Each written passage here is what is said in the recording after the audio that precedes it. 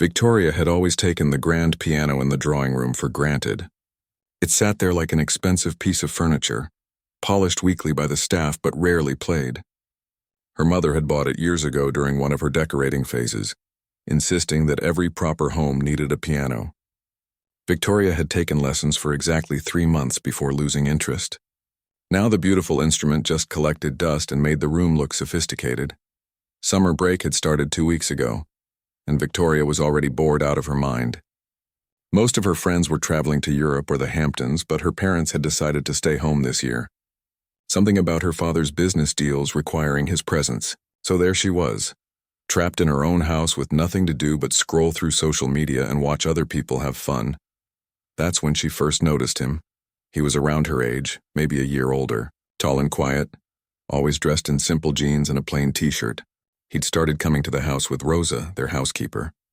Rosa had worked for the family for 5 years now, and Victoria's mother trusted her completely. Apparently, this was Rosa's son, and his school was closed for summer renovations, so he had nowhere else to go during the day. Victoria had seen him a few times in passing. He'd nod politely if their paths crossed in the hallway, but he mostly kept to himself. He'd help his mother with various tasks around the house, carrying supplies, moving furniture, things like that. Victoria barely gave him a second thought at first. He was just there, part of the background noise of her summer. But then she started noticing something odd. Every time he walked past the drawing room, he would slow down. Just for a moment. His eyes would drift toward the piano and he'd stop walking completely. It was like the instrument had some kind of magnetic pull on him. He'd stand there in the doorway staring at it with this intense look on his face, not the way you'd look at something expensive or impressive, more like the way you'd look at someone you miss desperately. The first time Victoria caught him doing this, she watched from the top of the stairs. He stood there for almost a minute, his hands hanging at his sides, his eyes fixed on the piano keys. Then Rosa called for him from another room and he snapped out of it, hurrying away like he'd been caught doing something wrong. It happened again the next day. And the day after that, Victoria found herself getting curious despite herself. What was so fascinating about that stupid piano? She'd spent years in this house barely noticing it existed, but this guy acted like it was the most important thing in the world. She started positioning herself where she could watch without being obvious. Reading a book in the library with the door cracked open. Sitting in the breakfast nook where she had a clear view of the hallway. He never touched the piano. Never even entered the room completely. He'd just pause, look, and move on. But there was something in his expression that Victoria couldn't quite figure out. Longing, maybe, sadness, she wasn't sure. By the 3rd week of summer, Victoria's boredom had reached critical levels. She'd watched every show worth watching, read every gossip column, and had the same boring conversations with the same boring people. Her boyfriend Trevor was at his family's lake house and barely texted her back. The days felt endless and empty. On a particularly slow Thursday afternoon, Victoria was wandering through the house with nothing to do when she spotted him again. He was standing in his usual spot outside the drawing room, staring at the piano with that same intense expression. This time, though, something in Victoria snapped. Maybe it was the boredom. Maybe it was the heat. Maybe she was just tired of watching this weird ritual without understanding it. She walked right up to him. "You know, it's creepy to just stand there staring at it every day," she said. He jumped slightly, clearly not having noticed her approach. His face flushed with embarrassment. "I'm sorry. I didn't mean to. I was just..." "You're obsessed with that piano," Victoria continued, crossing her arms. "I've been watching you. Every single day, same thing. You stand there looking at it like it's about to disappear." He looked down at his feet, uncomfortable. "I should get back to helping my mom." "Wait," Victoria said, and she wasn't even sure why. Maybe because this was the most interesting thing that had happened all week. "Why are you so fascinated by it?" "It's just a piano." He glanced at the instrument, then back at her. "It's not just a piano. It's a Steinway Grand Model D. They don't make them like this anymore. This one's probably from the 1980s, judging by the finish." Victoria blinked. She had no idea what any of that meant. "Okay, and it's beautiful," he said simply. "It's probably worth more than my mom's car. And it just sits here." There was no resentment in his voice when he said it, just a kind of sad observation. Victoria felt a weird twinge of something she couldn't quite name. Guilt, defensiveness? She pushed it away. "Well, if you love it so much, why don't you play it?" she said. And even as the words came out, she knew her tone was wrong. Too condescending. Too much like she was talking to a child. "I couldn't do that," he said quickly. "It's not my place." "I'm giving you permission," Victoria said, warming to the idea now. This would at least be something different, something to break up the monotony. "Come on, you clearly want to. I dare you." He looked at her like she was speaking another language. "I really shouldn't." "What, you don't know how?" Victoria asked, and she could hear the smugness in her own voice. "I thought maybe you knew something about pianos the way you're always staring at it. But you don't actually play, do you?" Something flickered across his face. For a moment, Victoria thought he was going to walk away. His jaw tightened slightly and his hands clenched at his sides. The silence stretched between them, awkward and charged with something Victoria couldn't quite identify. Then he looked at the piano again, and his expression changed. The embarrassment faded, replaced by something else. Something that looked almost like determination. Or maybe defiance. "Where's your mother?" he asked quietly. "In her office on a conference call. She'll be busy for at least an hour." He nodded slowly, still staring at the piano. Victoria could practically see him having an internal debate with himself. Part of him clearly wanted to leave, to keep following whatever rules he'd set for himself about touching things in this house. But another part of him, the part that had been standing in that doorway day after day, was winning. "Okay," he said finally, so quietly, Victoria almost didn't hear him. "Okay, what?" "I'll play something." He walked into the drawing room like he was entering a sacred space. Victoria followed, suddenly feeling like maybe she'd started something she didn't fully understand. He approached the piano slowly, reverently. His hand reached out and touched the polished wood surface just for a moment, like he was greeting an old friend. Then he sat down on the bench. Victoria stood near the doorway, arms still crossed, waiting. Part of her expected him to fumble around, maybe peck out a simple melody with one finger. That would be funny in a way, proof that she'd been right to be dismissive. But then his hands moved to the keys and everything changed. His posture shifted completely. His back straightened, his shoulders relaxed. He positioned his hands over the keyboard with the kind of precision that spoke of years of practice. His eyes closed. Victoria's smirk started to fade even before he played the first note. When his fingers finally touched the keys, the sound that filled the room was nothing like Victoria had expected. It wasn't fumbling or hesitant. It was clear, confident, and absolutely beautiful. The melody that poured from the piano seemed to transform the entire space, filling every corner with something that felt almost alive. Victoria found herself unable to move, unable to speak. She just stood there, watching his hands dance across the keys, producing music that seemed impossible for someone in jeans and a worn t-shirt, helping his mother clean houses. This wasn't just playing. This was something else entirely. And Victoria suddenly realized that her stupid, bored, condescending dare had just revealed something extraordinary. The music wrapped around Victoria like nothing she'd ever experienced before. She'd been to concerts, sure. Orchestra performances that her mother dragged her to for charity events. But those had always felt distant, formal, like watching something behind glass. This was different. This felt personal. His fingers moved across the keys with impossible grace. Sometimes gentle and soft, like raindrops on a window, then building, growing stronger, more passionate. The melody seemed to tell a story without words. Victoria found herself holding her breath without realizing it. She recognized the piece. Vaguely. Something classical that her old piano teacher had tried to get her to learn.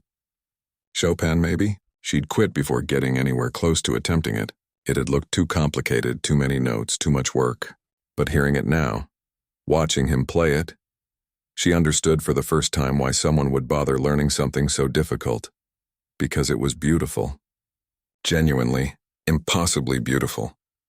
His whole body moved with the music, not in an exaggerated way, but naturally, like the melody was flowing through him rather than from him. His eyes stayed closed the entire time, and Victoria realized he wasn't reading sheet music. He was playing from memory, every single note memorized and perfected. Victoria became aware that she wasn't alone in listening anymore. Rosa appeared in the doorway behind her, carrying a basket of fresh linens. She froze when she heard the music, her eyes going wide. But there was something else in her expression too. Pride mixed with worry. like she was witnessing something wonderful and terrible at the same time. Then Victoria's mother appeared at the top of the staircase, her phone still in her hand. Her conference call had clearly ended. She stood there, one hand on the railing, looking down into the drawing room with an expression of complete shock. The sound had carried through the whole house. Mrs. Bennet, their cook, peeked out from the kitchen hallway. David, the gardener who'd been working on the roses outside, had apparently come in through the side door and stood near the entrance to the drawing room, dirt still on his work gloves, staring. But the boy at the piano didn't seem to notice any of them. He was somewhere else entirely, lost in the music. The melody built to something powerful, his hands moving faster now, the notes cascading like a waterfall. Victoria felt goosebumps rise on her arms. She'd never understood why people cried at concerts before. It had always seemed dramatic and fake. But right now, she could feel tears prickling at the corners of her own eyes, and she couldn't even explain why. The music began to soften again, becoming gentle, almost fragile. Like something precious that might break if you held it too tightly. The final notes seemed to float in the air, hanging there for a moment before fading into silence. Nobody moved. Nobody spoke. The boy's hands slowly lifted from the keys. He sat there for a moment, his eyes still closed, like he was reluctant to return to reality. Then he opened his eyes and the spell broke. He seemed to suddenly remember where he was. He looked down at his hands on the expensive piano keys, then twisted around on the bench. That's when he saw them, all of them, standing there watching him. The color drained from his face. "I'm so sorry," he said immediately, standing up so fast he almost knocked over the bench. "I shouldn't have. I didn't mean to." The silence felt heavy now. Victoria didn't know what to say. All her smugness from earlier had evaporated completely. She felt small and stupid and embarrassed, though she couldn't articulate exactly why. It was Victoria's mother who spoke first. "Where did you learn to play like that?" Her voice was soft, almost reverent. The boy looked at Rosa, panic in his eyes. Rosa stepped forward, setting down her basket of linens. "Mrs. Montgomery, I'm so sorry. He shouldn't have touched the piano without permission." "We'll go right now." "No, wait," Victoria's mother descended the stairs quickly. "Please, I'm not upset. I'm just—" That was extraordinary. Really, truly extraordinary. Victoria's father appeared from his study, loosening his tie. "What's all the commotion?" "I was trying to work and I heard—" He trailed off, looking at the scene in the drawing room. "What's going on?" "This young man," Victoria's mother said, gesturing toward Rosa's son, "just played Chopin's Nocturne in E-flat major, perfectly, from memory." Mr. Montgomery looked skeptical. "What young man?" "Rosa's son," Mrs. Montgomery said. "I didn't even know he played." All eyes turned to the boy, who looked like he wanted the floor to swallow him whole. Victoria felt a strange urge to protect him, to say something that would make this less awkward. But what could she say? That she dared him to play? That she'd been mocking him? "I taught him the basics," Rosa said quietly. His father was a music teacher. Before he passed away, the room got even quieter at that. Victoria saw her mother's expression soften immediately. "I'm very sorry for your loss," Mrs. Montgomery said gently, then turning to the boy. "But that doesn't explain the level of skill we just witnessed. That kind of playing takes years of professional instruction." The boy shifted uncomfortably. "I practice a lot." "Where?" Victoria asked, finding her voice finally. "You don't have a piano at home, do you?" He shook his head. "I have a keyboard. One of the cheap ones from a thrift store. It's not the same, but it works for practice. And He hesitated, like he was admitting to something shameful. "I watch videos online, tutorials, performances. I study the way professional pianists move their hands, the techniques they use. And I listen to recordings constantly, in the car while doing homework before bed. I've probably listened to this nocturne 1,000 times." Victoria's father moved closer, studying the boy with new interest. "You're self-taught?" "Mostly. My dad taught me the fundamentals before he died. How to read music, proper hand position, basic theory. But everything else? Yeah, I taught myself." "How old were you when your father passed?" Mrs. Montgomery asked. 9. "And you've been teaching yourself for 8 years?" He nodded. Victoria watched her parents exchange a look. It was one of those wordless married couple conversations that happened with just eye contact. She'd seen them do it 1,000 times, but she'd never been able to figure out what they were saying to each other. "Play something else," Victoria's father said suddenly. The boy looked startled. "Sir, I'd like to hear something else." "If you don't mind." Rosa touched her son's arm. "You don't have to." But he was looking at the piano again with that same longing expression Victoria had seen so many times through the doorway. The difference was, now he'd already crossed that invisible line. He'd already touched it, played it. "The barrier was broken. Can I play anything?" he asked quietly. "Whatever you'd like," Mr. Montgomery said. The boy walked back to the piano slowly. This time, when he sat down, there was less hesitation. He positioned his hands over the keys, but before he started playing, he said something so softly that Victoria almost didn't catch it. "This one's called For Dad. I wrote it myself." Victoria's breath caught. He composed his own music. What came out of the piano this time was different from the Chopin piece. Less technically perfect maybe, but more raw, more honest. The melody was simple at first, almost childlike. Then it grew more complex, darker, tinged with sadness. But there were moments of light too, of joy and memory and hope. Victoria realized she was listening to grief translated into music. The loss of a father, the struggle of growing up without him, the determination to honor his memory.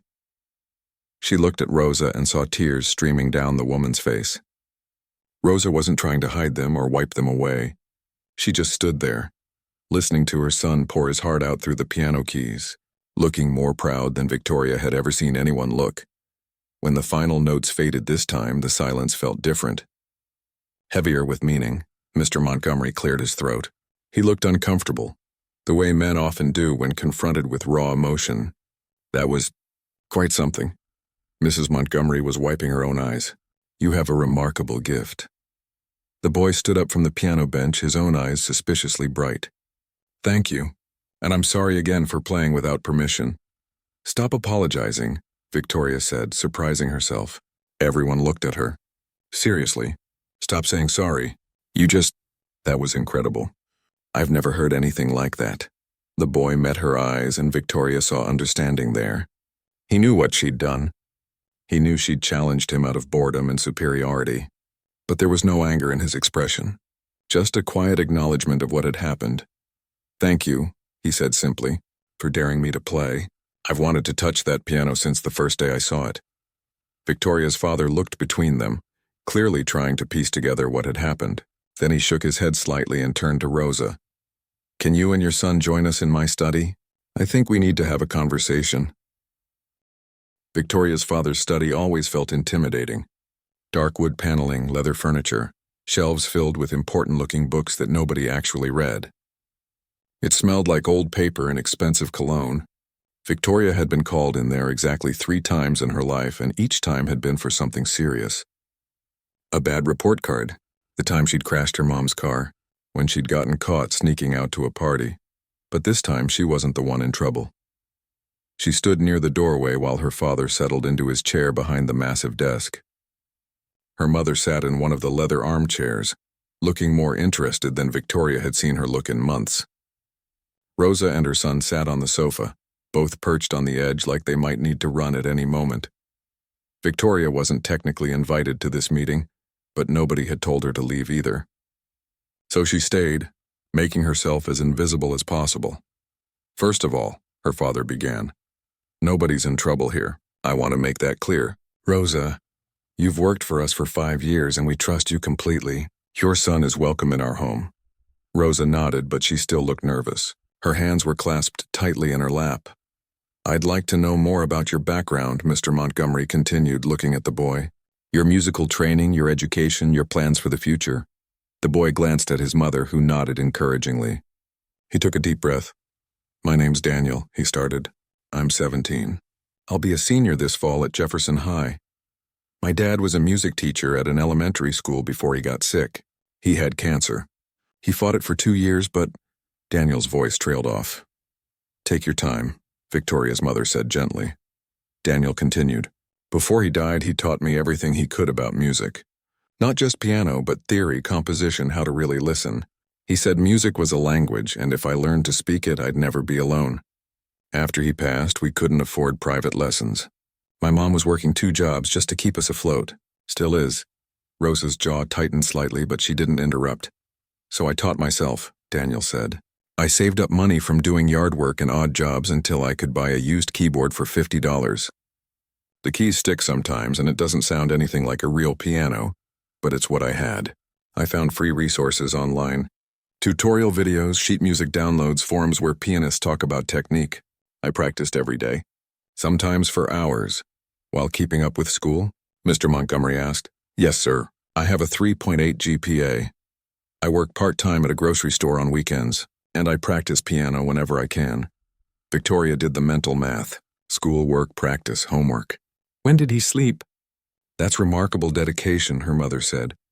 Have you ever performed publicly? Daniel nodded. 2 years ago, I heard about scholarship auditions for the Riverside Youth Orchestra's intensive summer program. It was a full scholarship, room and board included, 6 weeks of professional instruction. I practiced for months to prepare. I played 3 pieces for the audition panel, and?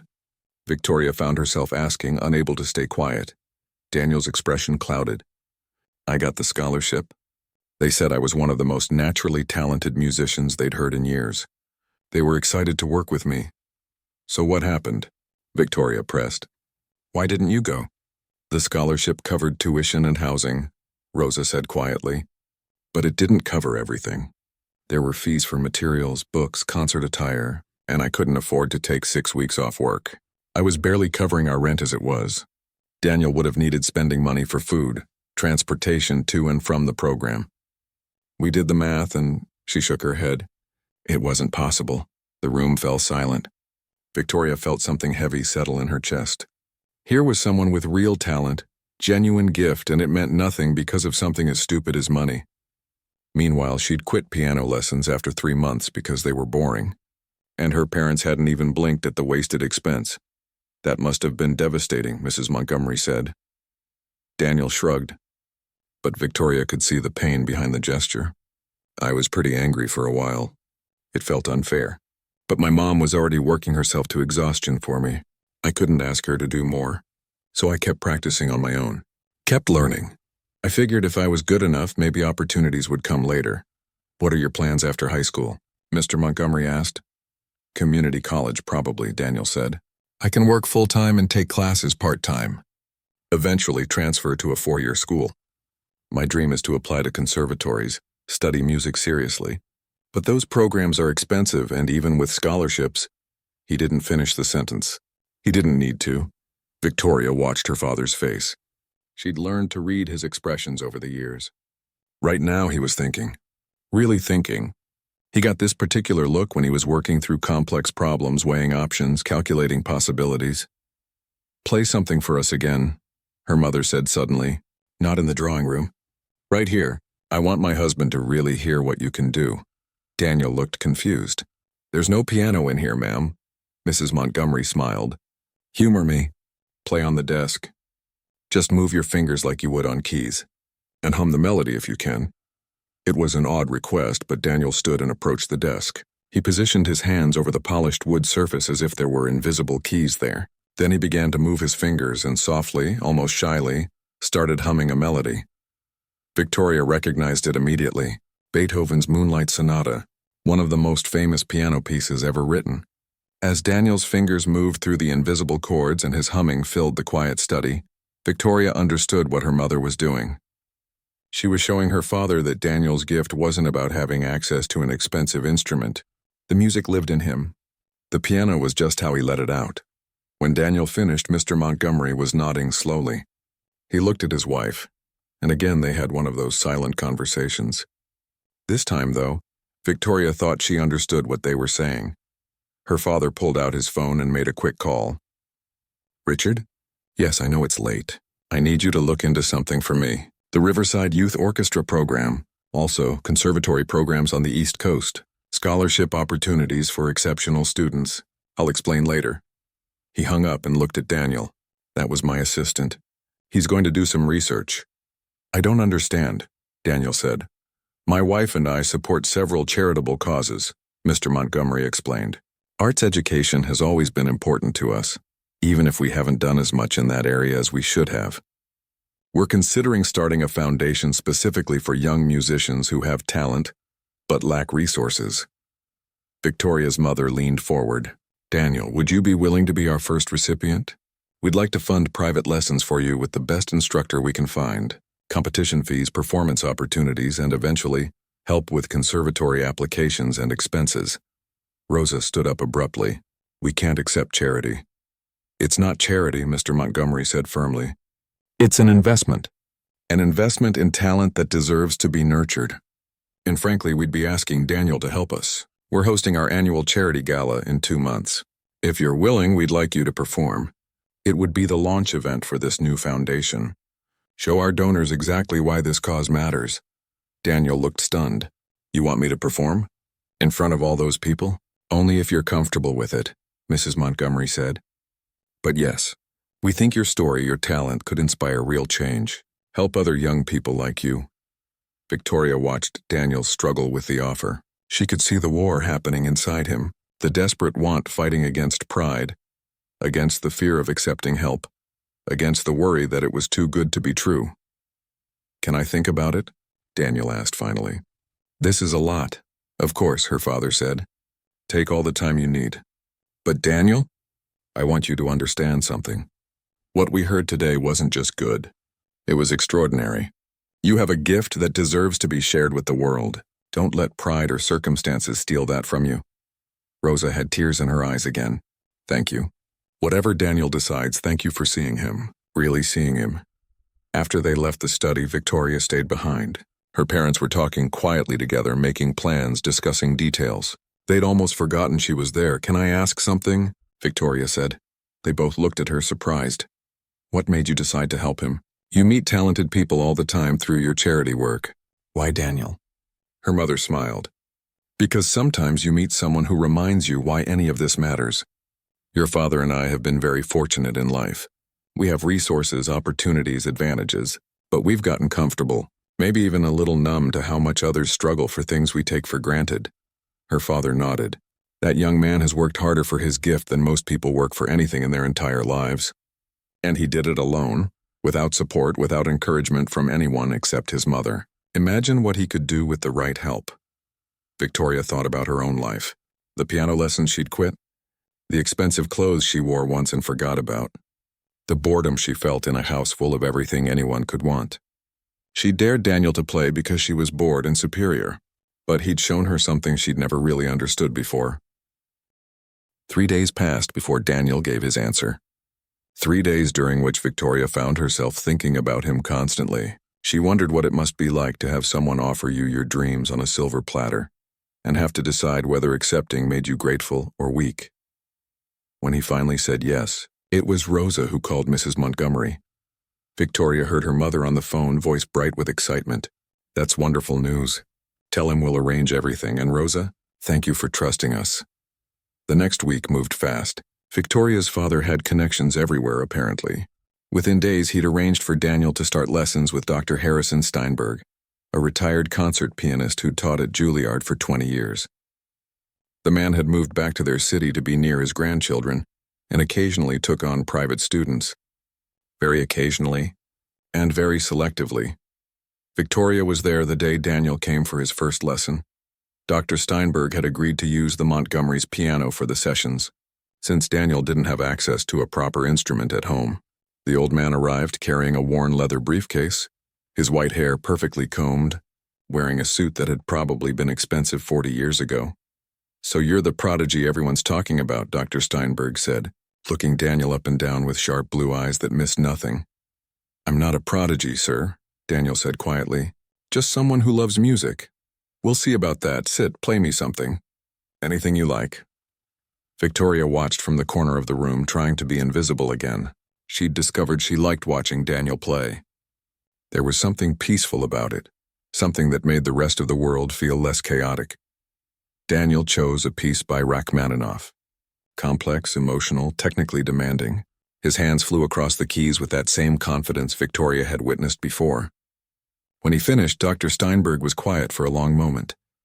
You have bad habits, the old man said finally. Daniel's face fell. I know. I taught myself, so I probably... But Dr. Steinberg interrupted. You have something that can't be taught. You understand the music, not just the notes but what they mean. That's rare, very rare. We can fix the technical issues. The feeling, the soul of it, that's already there. Victoria saw Daniel's shoulders relax slightly. We have 2 months before this gala performance. Dr. Steinberg continued. That's not much time. You'll need to practice every day, at least 3 hours. Can you do that? Daniel hesitated. I work weekends at the grocery store, and I help my mom with... I'll talk to my husband, Mrs. Montgomery said, appearing in the doorway. Victoria hadn't even realized her mother was listening. We can work something out about the job. This needs to be your priority right now. And just like that, things changed. Daniel started coming to the house every day, sometimes with Rosa, sometimes alone. He'd practice for hours in the drawing room, with Dr. Steinberg visiting 3 times a week for intensive lessons. Victoria found excuses to be around. She'd read in the library next door, or do homework in the breakfast nook where she could hear the piano. One afternoon, about 2 weeks into the new routine, Victoria walked into the drawing room during a break in Daniel's practice.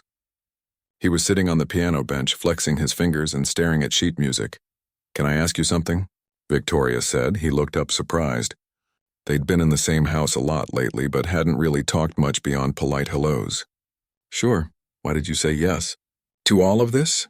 She gestured vaguely at the piano, the room, everything the offer represented. Daniel was quiet for a moment, thinking.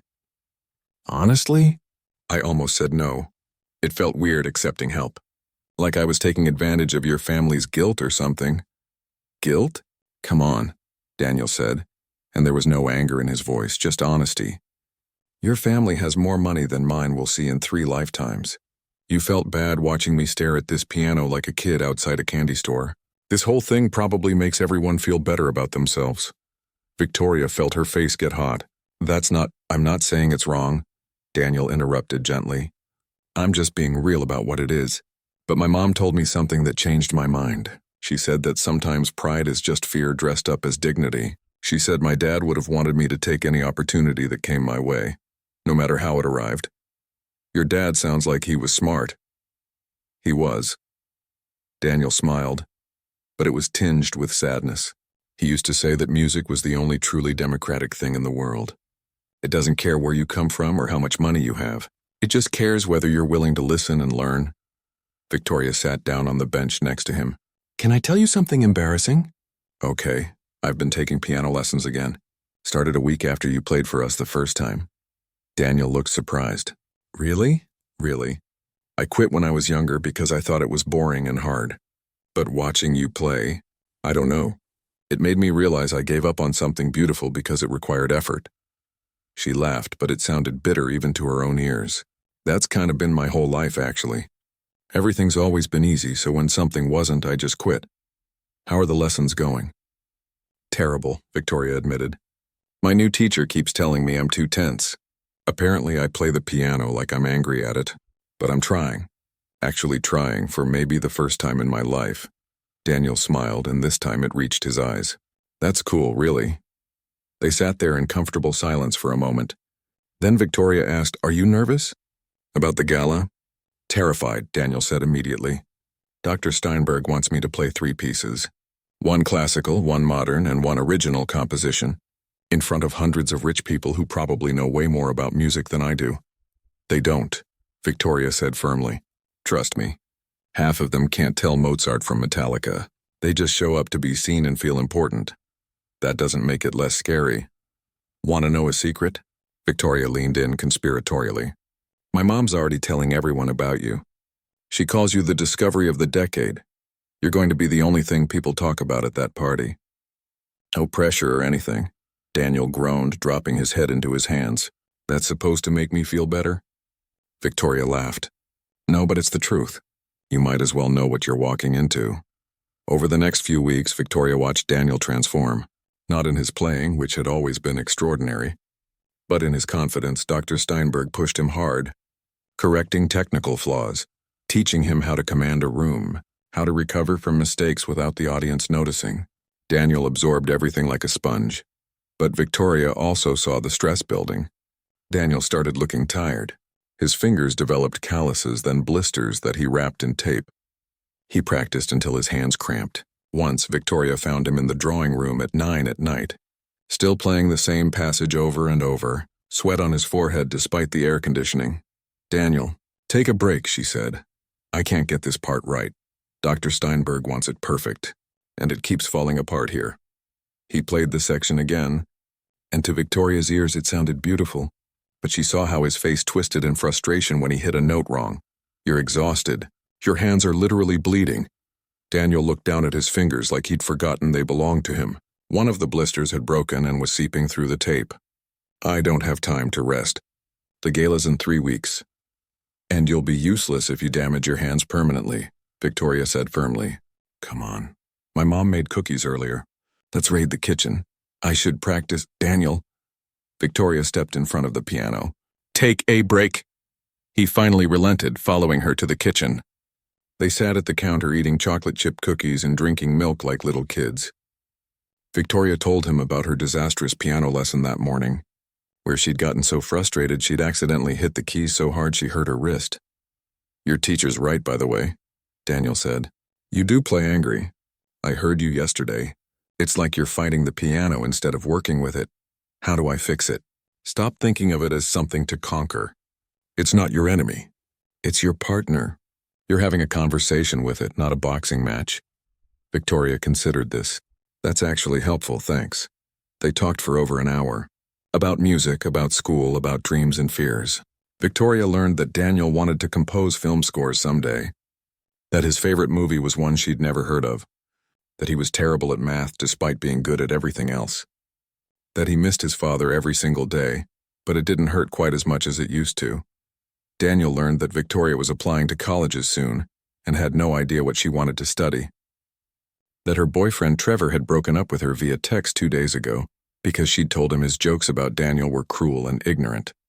That she was starting to realize how much of her life she'd spent being whoever other people expected her to be. "Who do you want to be?" Daniel asked. Victoria thought about it. "I don't know yet, but I think I want to be someone who actually does something meaningful. Not just someone who exists in a nice house and has everything and appreciates nothing." That's a good start. A week before the gala, Dr. Steinberg called the whole family together after Daniel's lesson. His expression, the morning of the gala, Daniel disappeared. Victoria knew something was wrong when her mother came rushing into her room at 10 in the morning, still in her bathrobe, phone pressed to her ear. "He's not answering. Roses checked everywhere. His room, the library, all his usual spots. He's just gone." Victoria's heart dropped. The gala was in 8 hours. Guests were already traveling from across the state. The entire event was built around Daniel's performance. Her parents had invited donors specifically to see him play, to launch the whole Music Education Foundation. Without Daniel, the night would fall apart. But more than that, Victoria knew this wasn't just about the performance. This was about Daniel himself. Something had broken. "I'll find him," Victoria said, already pulling on jeans and a hoodie. "Victoria, where would you even start? I know where he is." She grabbed her car keys and ran. Victoria had only heard Daniel mention the place once, weeks ago during one of their late-night kitchen conversations. He'd told her about a park on the east side of town where someone had donated an old upright piano years ago. It sat under a covered pavilion, free for anyone to play. Daniel said he used to go there before he started coming to their house back when it was the only real piano he could access. "It's not fancy," he'd said. "Half the keys stick and it's always slightly out of tune. But there's something honest about it. No pressure. No expectations. Just music." Victoria drove faster than she should have, her mind racing. She understood now what she'd seen in Daniel's face when Dr. Steinberg talked about his future. It wasn't fear of failure. It was fear of success. Fear of becoming someone else's project, someone else's story. Fear of losing the thing he loved most by turning it into an obligation. The park was nearly empty on a Saturday morning. Just a few joggers and someone walking a dog. Victoria spotted the pavilion immediately. And there, sitting at the weathered upright piano, was Daniel. He wasn't playing. Just sitting there with his hands in his lap, staring at the keys. Victoria approached slowly, her footsteps crunching on gravel. Daniel looked up when he heard her, and the expression on his face nearly broke her heart. He looked lost. Everyone's freaking out, Victoria said, sitting down on the bench next to him. My mom's called you about 20 times. Dr. Steinberg's threatening to come drag you back himself. I know. I'm sorry. Want to tell me what happened? Daniel was quiet for a long moment. Then he said, I woke up this morning and I couldn't breathe, like there was a weight on my chest. I started thinking about tonight, about all those people watching me, judging me, about your parents' foundation riding on whether I'm good enough, about Dr. Steinberg's reputation being connected to mine now, about my mom, who cried when she saw the acceptance letter from 3 different conservatories that came yesterday. 3 conservatories? Victoria said, surprised. That's amazing, is it? Daniel's voice cracked slightly, because all I could think was that I don't know if I want any of it. Not like this. Not with everyone having expectations and plans for my life. I didn't ask for this. I just wanted to play piano. Victoria understood. She really did. You know what's funny? For my whole life, everyone's had expectations for me too. Be the perfect daughter. Get perfect grades. Marry the right person. Take over the family business or marry someone who will. I've spent 17 years being molded into what other people wanted. And I was miserable. That's different, and it's not, Victoria interrupted. You think pressure only exists for people like me? You think having nothing is freedom? Daniel, you've been carrying the weight of your mom's sacrifices, your dad's dreams, your own talent, all by yourself for years. The only thing that's changed is now other people can see it too. Daniel's hands finally moved to the keys. He played a few notes, slow and melancholy. What if I'm not who everyone thinks I am? What if I'm just a kid who taught himself piano because he was lonely, and it was the only thing that made sense? Then you're that kid who plays better than people who've had every advantage their whole lives, Victoria said. Daniel, you can say no to all of it. The conservatories, the foundation, everything. My parents will be disappointed, but they'll survive. Dr. Steinberg will find another student. The world will keep spinning, but I don't think you want to say no. I think you're scared because for the first time, the thing you love might actually become your life. And that's terrifying. Because what if you fail? What if it stops being the thing that saves you and becomes the thing that breaks you? Daniel's hand stilled on the keys. How do you know that? Because I see you, Daniel. Really see you.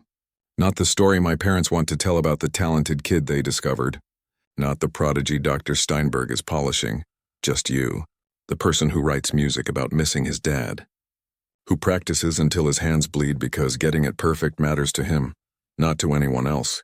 Who looks at a piano like it's the only thing in the world that understands him. Tears were sliding down Daniel's face now. I don't want to disappoint everyone. You won't. But you have to show up. Not for them. For you. They sat in silence for a while. A light breeze moved through the pavilion. Someone's wind chimes sang in the distance. Finally, Daniel spoke. Tell me honestly, that first day when you dared me to play, why did you do it? Victoria had known this question would come eventually. Because I was bored and privileged and kind of mean. I thought it would be funny to watch you fumble around. Prove that you were just like me, someone who looked at the piano but had nothing real to offer it. And now I think daring you to play was the first actually important thing I've ever done. Not because I meant it to be, but because sometimes the universe works through our worst moments to create something better.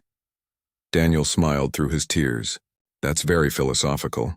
I'm trying out this new thing where I think before I speak. It's not going great, but I'm working on it.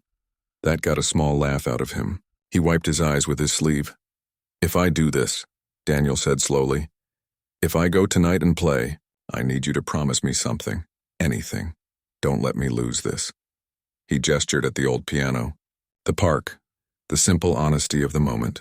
When everything gets complicated and there are schedules and expectations and pressure, remind me why I started. Remind me it was never about being impressive. It was about this. Just playing because it feels right. I promise, Victoria said. But you have to promise me something too. What? Stop apologizing for being talented. Stop feeling guilty for accepting help. And stop thinking you have to carry everything alone. You have people now. Let us help carry some of it. Daniel nodded. He turned back to the piano and started to play. Not one of the pieces he'd prepared for tonight. Not something technical or impressive. Just a simple melody that sounded like hope finding its way through darkness. When he finished, he stood up. Okay, let's go back. The gala that night was everything Victoria's mother had promised it would be. The house was transformed into something magical. Lights everywhere, Flowers, elegant people in expensive clothes drinking champagne and pretending to care about arts education while really just wanting to see and be seen. But when Daniel walked out to the piano, something shifted in the room. He was wearing a simple black suit that Victoria's father had bought for him. Nothing flashy or expensive looking, just clean and appropriate. He sat at the piano, took a deep breath, and looked out at the audience. Victoria stood near the back with Rosa holding the older woman's hand. "Good evening," Daniel said, his voice surprisingly steady. "Before I play, I want to say something. Music saved my life. When my father died, it was the only thing that made sense in a world that had stopped making sense. When my mom worked double shifts and I was alone, music kept me company. When I felt invisible, music saw me. And when someone finally gave me a chance to share what I could do, music gave me courage." He paused, looking directly at Victoria. She saw gratitude in his eyes, but also something more. Friendship, understanding, partnership. "Tonight I'm playing 3 pieces. One to honor where I came from, one to celebrate where I am, and one to imagine where I might go. This is for everyone who's ever felt invisible. You're not. Someone sees you.